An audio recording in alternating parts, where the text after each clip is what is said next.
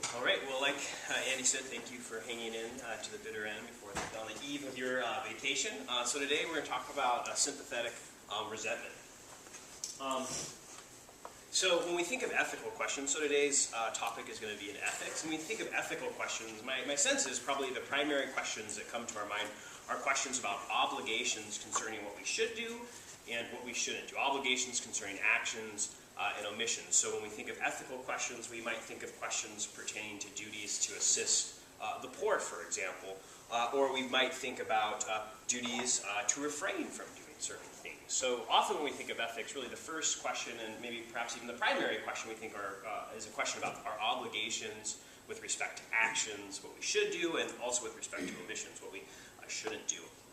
But another very important topic within ethics concerns the ethics of emotions, concerns the ethics of how we ought to feel. One of the most famous theories throughout the history of philosophy is a Stoic theory that really places the emotions at the center of the good life. And specifically, the Stoics argue that, among other things, the good life consists in avoiding experiencing certain emotions, such as anxiety or anger or fear. So the thought is part of what it is to live a good life is to not feel these emotions. And thus you shouldn't feel anger, you shouldn't feel fear, you shouldn't feel anxiety, and so on and so forth. So part of what we can ask when we think about ethical questions is simply just, well, what emotions should we feel? So emotions seem important in their own right when we consider the ethics, for example, of how we ought to live our lives. But questions about emotions also become important because emotions are connected to action and emotions are connected to character. So we might reflect on anger. And we might think, I ought not to feel anger because of what I do when I feel anger, what my anger leads me to do, how it leads me to treat people, how it leads me to reason, or whatever else it might be. So we can think about questions concerning the emotions just in their own right, but we can also think about questions concerning the emotions with respect to how emotions motivate us, and so on and so forth. Okay, so today's topic is going to be concerned with these kinds of questions, the questions of emotions. What kinds of emotions ought we feel? Okay, so that's the topic for today. In particular, we want to consider questions about what philosophers often call the retributive emotions. So philosophers often classify the following emotions together under the heading retributive emotions. So emotions like anger, resentment, indignation, guilt. An interesting question here is why, if at all, should you think, right, these emotions hang together as a class? What makes indignation a retributive emotion, whereas grief isn't? So that's an interesting question, but not one we're going to talk about today. Rather, what I want to focus on is not why we might group these emotions together, but rather I want us to focus on our ambivalence about these emotions. So I feel a kind of ambivalence when I think about these emotions, and my sense is you probably, to some degree, share this ambivalence. So here's the ambivalence. On the one hand, nothing can seem more obvious that it's sometimes appropriate to feel, for example, indignation. So as you're watching the news and you're learning about how many people are slaves right now, or you're learning about all the children that are being sex trafficked, it could seem like there's nothing more appropriate than being indignant at that fact. How can that not be at least a permissible response, if not even indeed the right response to feel when you're presented with these horrifying facts? Or thinking about guilt, you might think, how is it not the most appropriate thing for me to feel guilt when I realize I once again cut down my good friend with that harsh word? So when we reflect on the emotions, the retributive emotions, on the one hand, it just seems obvious that at least sometimes it's okay to feel them. Maybe even sometimes it's best to feel them. But that's not our only sense when we think about these emotions. So often when we think about these emotions, we frequently hear, by thinking it to ourselves, or someone tells us things like this, look, there's just no good in being angry about it. There's just simply no good in being guilty about it. Just stop beating your up. What's the point of dwelling on it? It's not going to change the past. It's not going to change anything. It's not good to be angry, right? It always leads to bad consequences. It never brings reconciliation. These are frequent things we can think to ourselves as we're experiencing these emotions, or we hear people say, or maybe we even say to our friends as they're experiencing these kinds of emotions. So there seems to be a kind of ambivalence in our ordinary experience with these kinds of emotions. On the one hand, they can strike us as very appropriate, and on the other hand, we have worries about them because we recognize that when people experience guilt, it can lead to deep depression, it can really ruin people's lives, and when people experience great anger, that can often lead to awful things, and so we start to worry, maybe these emotions aren't so appropriate after all. Okay, so I want to focus on this ambivalence in today's lecture. And in particular, I'm going to try to defend this thesis. We'll have to see if the argument's any good. You have to tell me what you think. But here's the thought. It's good to be resentful people. Right, so that's the thesis. It's good to be resentful people. And the way the argument's going to go is something like this. So I'm going to argue that resentment is a kind of sympathy, thus sympathetic resentment. And I'm going to argue that this form of sympathy is at the heart of friendship and our moral understanding. So there's going to be a couple connections in the argument. First, I'm going to try to connect up resentment with sympathy and convince you that it can be a kind of sympathy. And then secondly, I'm going to try to convince you that this kind of sympathy, sympathetic resentment, is part of friendship and part of our moral understanding, or at least is connected in interesting ways with friendship, and is connected in interesting ways with moral understanding. And thus, it's good, right? Because those things are good. It's good to have moral understanding. It's good to have friends. And so thus, sympathetic resentment itself is a kind of good. Okay, so that's the argument. So a couple of things we need to talk about here. What do I mean by resentment? For one, what do I mean by sympathy? How are sympathy and resentment connected? And then, how are they connected to, say, friendship? And how are they connected to moral understanding? So I'll begin with talking about resentment and what it is. But first, we need to say a little bit about what we mean by emotion. So resentment is a kind of emotion.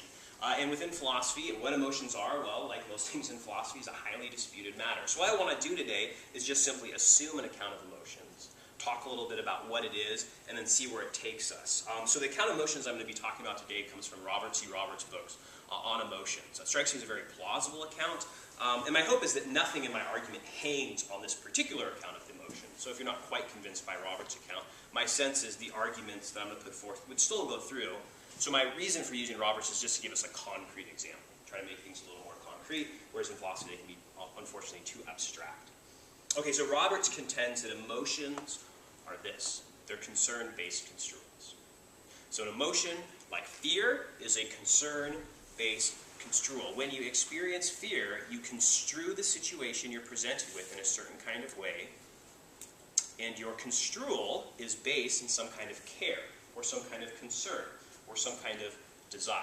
So I want to say something about what construals are, what are concerns, and how are they related. So let's begin with construals. So I don't know if you've all seen this picture, but my sense is probably some of you have.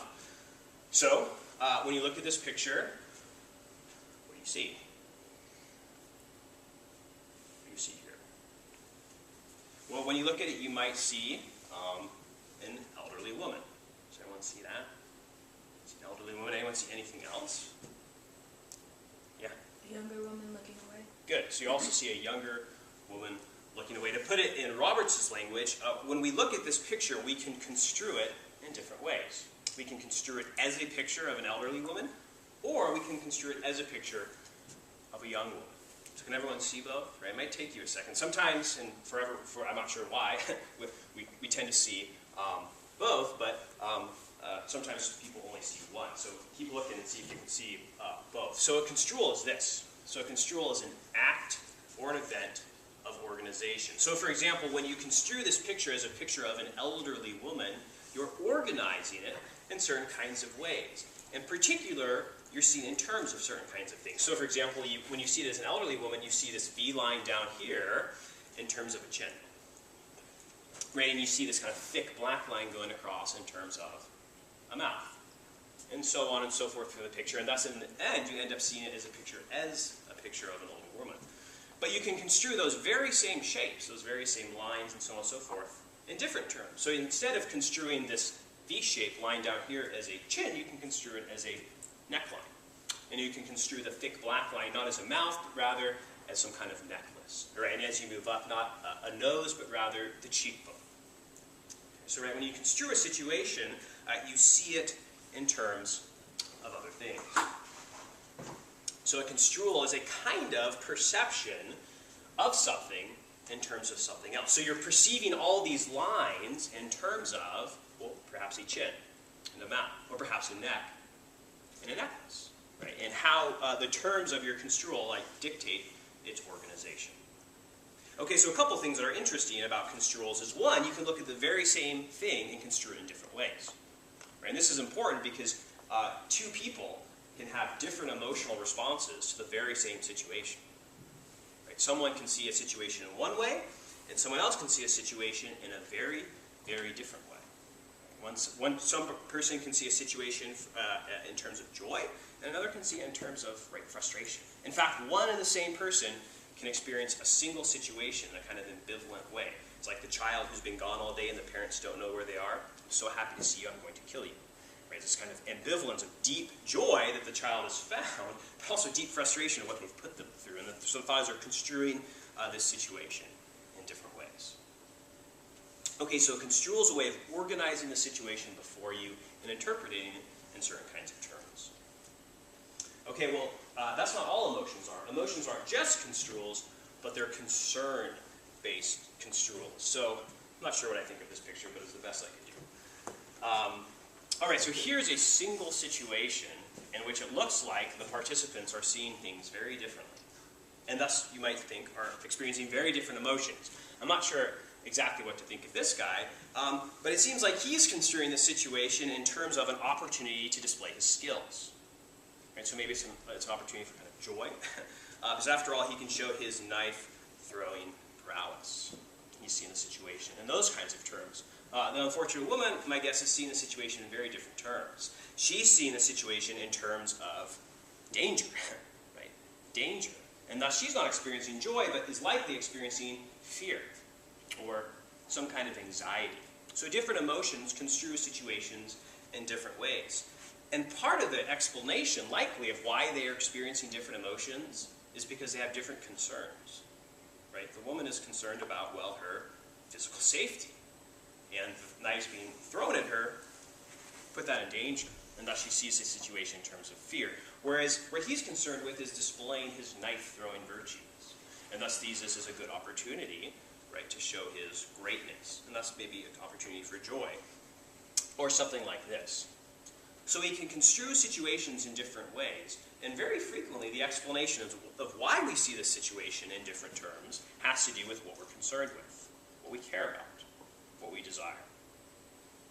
Okay, so emotion, like fear, is to construe a situation in terms of, for example, danger. Take another emotion like gratitude, right? When you are experiencing gratitude, you're construing the situation in various kinds of ways. For example, you're construing yourself as a beneficiary, right, as a receiver of a gift.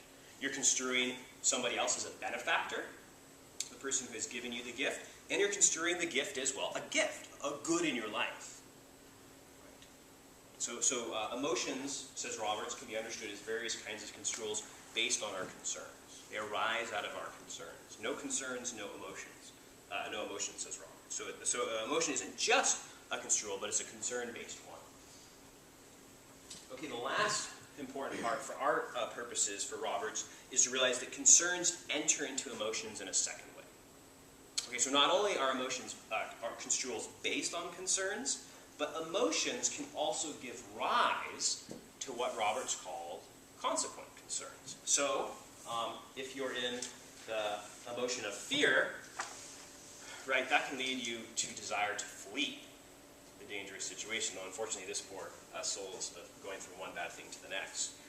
But the thought is, right, when you experience fear, that generates the desire for you to flee the dangerous situation.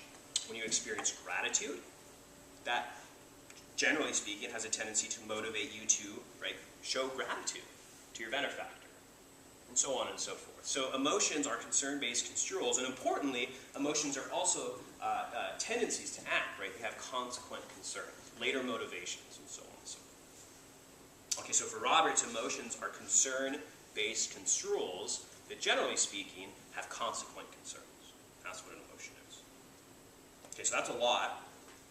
Let's take it and let's apply it to resentment. So if we buy into this analysis, and like I said, I haven't given an argument for it, and there are people who disagree with it. It strikes me as fairly plausible, though. But if we take this analysis and apply it to resentment, here's what we get. So we can define, so let me just read this for you, and then we'll walk through it. So we can define resentment as follows. So if S, so some person, right, resents T, some other person, then S construes T as having culpably offended someone in the important matter of X, right, it should be all different kinds of things, You also, or S also construes T as deserving to be hurt for X. And then this final component is the consequent concern. May T be hurt. Okay, so let me walk through this step by step because there's a whole lot going on there. So when you're resenting somebody, so if I'm resenting my friend Neil, right, then I construe Neil as having culpably offended. So I construe Neil as having done something wrong. He's offended, and I construe him as responsible for this offense, right? So you might believe someone's done something wrong and thus resent them, but yet later you come to realize actually they didn't do something wrong. I misunderstood what was going on. And when you come to realize that they haven't offended, right, generally speaking, resentment evaporates. Once you realize, oh, they haven't done wrong, well then the resentment, generally speaking, goes away. Moreover, maybe someone really did do wrong, but you come to learn that it's not their fault. They're not responsible for it. It's somehow beyond their control. There's nothing else they could have done, we might say. Well, also, generally in that case, we exculpate them, and thus resentment evaporates, generally speaking. Sometimes it lingers for various reasons. But the thought is when you resent somebody, you construe them as having culpably offended. And importantly, someone, right? They might have offended you. They might have offended a third party. But you can resent people who have offended you. You can resent people who have offended a friend of yours, and so on and so forth. And then there's this thought of important matter. And that's really where care enters the picture. Right? So they've culpably offended in something I care about. The well-being of this person, perhaps, the cause of justice, right? It could be lots of different things here. But care enters the picture because we see them as having culpably offended in an important matter. The final component of the construal is that you construe T as deserving to be hurt. Now be careful here. Don't go medieval on me, right? Don't think torture is how you have to think of them. Your thinking that they deserve hurt might be nothing more than the pain of conscience. Guilt for what they've done. So it could be something very minimal. It could be something also very severe. Maybe they deserve imprisonment. Right? So it could be varying things depending on perhaps the seriousness of the offense or the degree of culpability involved. But the thought is there's some kind of hurt that the person deserves. And I think this is the main source of our ambivalence about resentment. Right? Should we really hurt people? Right? Isn't that generally bad? Resentment has this desire to hurt people. Not sure about resentment. So an important component of resentment that generates our ambivalence is this thought that when you resent somebody, you see them as deserving to be hurt. And finally, your resentment disposes you, right, to desire, or maybe includes the desire that the person in fact had. Okay, so a whole lot going on in this, right? So very kind of complex analysis of resentment. Two of the most important components for us, this idea of offense and this idea of importance. So if you are resenting somebody, suppose something terrible happens to your friend, and suppose you resent the person who brought about this terrible thing, and another friend doesn't resent it at all. So what might explain why you as friends, one resents and one doesn't? Well, part of the explanation may be that your friend doesn't actually see this as an offense. They don't see this as a problem. They don't see this as a wrong. And thus they think, yeah, it's unfortunate, a time for grief or sorrow, but not resentment, because there wasn't an offense done. So you might not resent while someone else does, because you don't construe the situation as an offense. You don't construe the situation as a wrongdoing. Moreover, maybe you don't see it as important. Maybe it's not significant. Maybe you just don't care about it. So that also might be an explanation of why you or someone else doesn't resent a situation. Okay, we're going to come back to those, so those will be very important. Okay, so that's how I'm going to be understanding resentment. Resentment is this. All right, so let me try now to say a little bit about sympathy and how they're connected. So there's a whole lot of literature about sympathy, like there's a whole lot of literature about the emotions. So again, I'm just going to say something fairly simplistic and run with it. So sometimes people want to distinguish tightly between sympathy and empathy. I'm not going to do that. Perhaps people would say this is really empathy, not sympathy. I'm not going to take a stand on that. Rather, I'm just going to use sympathy the way it was used by one of the most famous moral theorists who thought about sympathy, Adam Smith. And here's what he says sympathy is. He says, sympathy is a fellow feeling that is caused by bringing the case of another home to oneself. So here's how sympathy works. You have a friend who's just perhaps lost their father. You reflect on their situation. You bring their situation home to yourself. You put yourself in their shoes, right, we might say. And as a result of this, you come to experience grief. That's sympathy right there. A fellow feeling. You come to feel grief as a result of putting yourself in their situation. Joy can also be sympathetic, right? So perhaps something wonderful happens to your friend, and you imagine what it would be like if that wonderful thing happened to you. And as a result of this imaginative exercise, you come to feel joy. Joy, so it's sympathetic. So sympathy is a feeling that's a result of putting yourself in someone else's shoes. Putting yourself in someone else's shoes. Okay, so taking this idea of sympathy and taking our idea of resentment, we can come up with sympathetic resentment. So that just means that sympathetic resentment is going to be resentment we feel as a result of bringing the situation of another home to ourselves. So again, you have a friend who's been horribly wronged, and you imagine to yourself what it would be like to be that friend who was horribly wronged. And as a result of that imaginative exercise, you come to experience resentment. It's a form of sympathy, sympathetic resentment. Just like grief can be a form of sympathy, just like joy can be a form of sympathy, resentment can be a form of sympathy. Importantly, resentment is not sympathetic with the wrongdoer. Sympathetic resentment is sympathy with the wronged. The person who suffered the wrong, not the person who's perpetrated it. Okay, so that's sympathetic resentment. All right, so why is this good, right? So remember, I claimed that it's good to be resentful of people. This is a good thing. If you're trying to develop into a morally virtuous person, you want to have a part of your life that's disposed to experience resentment. And you might naturally wonder, why in the world should you do that? Well, now that we see that resentment's connected to sympathy, and in fact can be a form of sympathy, I think we might see an argument here in defense of resentment. And here's, I'm going to give two separate arguments. We'll have to see if they're any good, but here's the first one. The first one has to do with friendship and sympathy. So here's a claim. So to routinely fail to sympathize with our friends is to fail to care for them. Now be careful here. I don't say that if you ever once fail to sympathize with your friend, then you fail to care for them. That would require far too much. We experience emotions, but our emotional resources are limited. I might fail to sympathize with a friend because tragedy has hit my own life. And my emotional resources are, as it were, sapped by that. I just have nothing left to give in terms of my emotions. There would be no kind of failure of friendship there. But the thought is, if you routinely fail to sympathize with your friend, for example, maybe you never sympathize with them, or maybe just a regular thing you do is to be unsympathetic, and the thought is you're failing to care for your friend. Another way perhaps to put the point is you're failing to live up to the ideals of friendship. Failing to be a good friend. So it seems like sympathy is integral to an important part of what it is to be a good friend. Okay, so hopefully you find that plausible. Well, here's a second claim. It doesn't necessarily follow, but it's connected. So here's a second claim. Okay, to fail, again, always, not once, not twice, not three times, but to always to feel sympathetic resentment toward those who have seriously, culpably offended our friends. It's to fail to care for our friends. It's fail to live up to the ideal of friendship.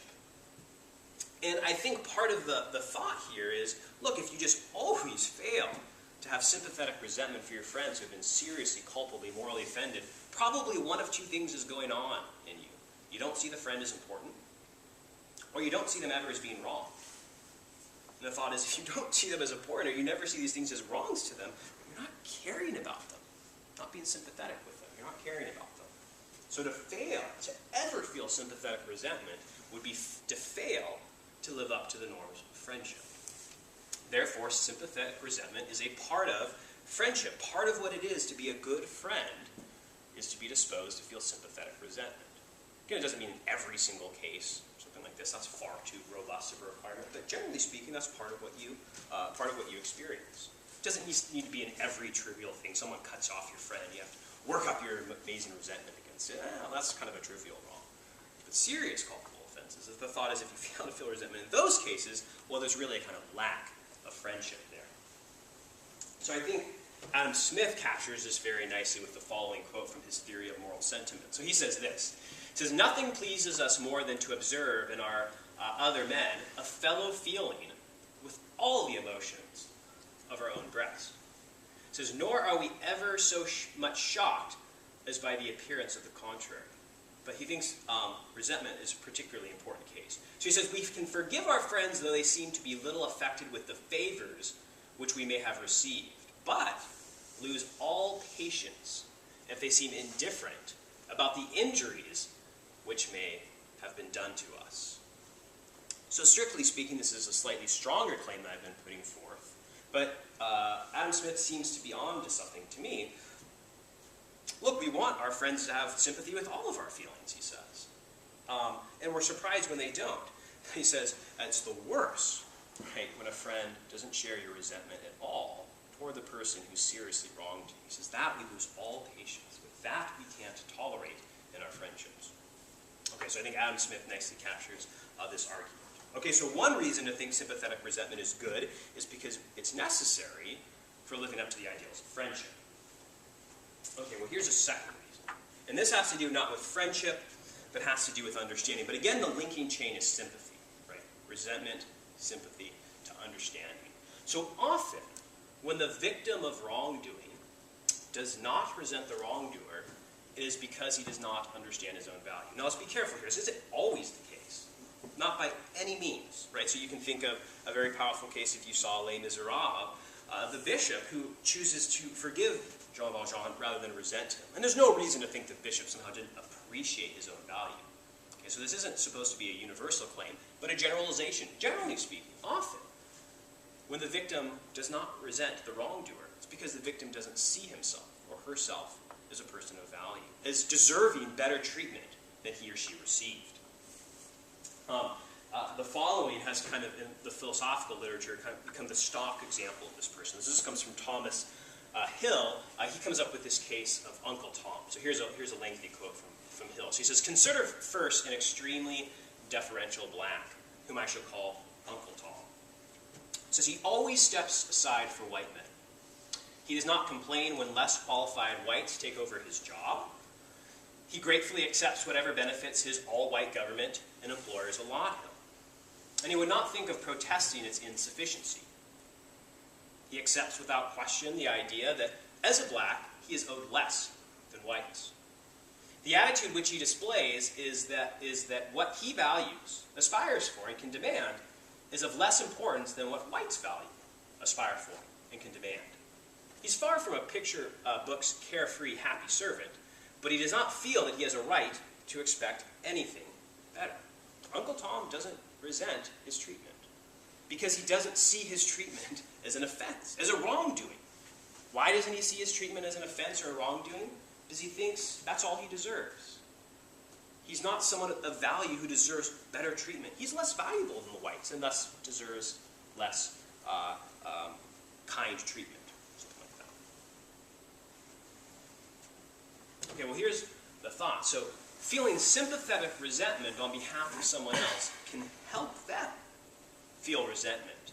And in so doing, come to a proper appreciation of the situation. Leave resentment, for example, and think of something else like grief. I don't know if you've had this experience, if you've seen this experience, but often when someone loses a loved one, for various reasons, they don't experience grief, or at least it's not manifest in their life.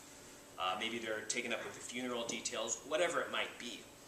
And if they come in contact with a friend who listens, perhaps the friend will start grieving for them visibly. And what can happen is that upon the person who's lost their loved one, upon seeing their friend grieve, can help them come into their own grief more fully. It can help them experience and say, yeah, this is an awful situation. This is a deep loss. It's okay to feel grief, whatever the reason might be. And so the thought is, well, resentment can work like that. If we were in the presence of Uncle Tom to resent the way he's being treated, that might, not necessarily, but that might help him to come to feel resentment. That might help him to come to appreciate his own value. And the way he's been treated is unfair, unjust. So by feeling resentment on behalf of him, by feeling sympathetic resentment, we can perhaps help him come to feel his own resentment and thus regain a sense of his own value, capture a more robust moral understanding. So the thought is sympathetic can help others to come to appreciate their own value and have the right moral understanding of the situation. So that's the second reason to think that resentment is a good. It can help, I should say, others come to properly appreciate their own value. Perhaps the most powerful example of this that I know of comes from a part of Martha Nussbaum's work where she's interviewing, or is reporting an interview with Elie Wiesel. So Elie Wiesel is a very famous Holocaust survivor. He went through the Nazi death camps as a young boy and wrote a very famous book called Night, recounting this process. And part of this process that he recounts is a kind of process of losing his humanity, losing his sense of value, losing his sense of worth, losing his sense of dignity. Okay, so the following passage is about Elie Wiesel's experience on the day he was liberated, on the day that, I believe it's American troops came in and liberated him from the death camp. So here's Martha Nussbaum's words about Wiesel's experience. So Wiesel was a child in one of the Nazi death camps. So on the day the Allied forces arrived, the first member of the liberating army he saw was a very large black officer. I think that's interesting. It says, walking into the camp and seeing what there was, what was there to be seen, this man began to curse, shouting at the top of his voice. It says, as the child Wiesel watched, he went on cursing and shouting for a very long time. And the child Wiesel thought, watching him, now humanity has come back. With that anger, humanity has come back. For Wiesel, seeing the officer's resentment, outrage, indignation at what happened was I imagine, one step among many that was needed for Wiesel to recapture his humanity, to recapture his sense of dignity, to recapture his sense of his own value. So resentment, sympathetic resentment, helped him to come to a proper moral understanding. Okay, so, conclusion. Sympathetic resentment is good because, one, it's a way of caring for our friends. It's a way of living up to the ideals of friendship. And two, it's a way of helping others to come to understand their own value. So it's not just by thinking of resentment in and of itself, but it's thinking about what resentment does and how it's connected. Connection with sympathy, connection with friendship, connection with understanding that I think can help us out of our ambivalence. Remember this ambivalence we had? Okay, but before I end, let me just give one qualification. There's a whole lot of questions told to be had about this very issue. I certainly don't think you should always resent and never let go of your resentment. There's certainly a time to forgive. There might even be times where it's appropriate not to resent at all, for whatever the situation might be. So it's important to realize I haven't argued that you should always resent and never let go of resentment, but I hope to have gotten us out of the following ambivalence. Should we ever feel resentment? I think the answer is yes. Now an important question is when and why. Those are important questions I haven't taken on yet. When should resentment be gotten rid of and forgiveness be granted, for example? So a lot more to be had, a lot more that we need before we can really resolve our entire ambivalence. But I hope to have helped in one kind of way. I hope to help boost our confidence that resentment is a good thing.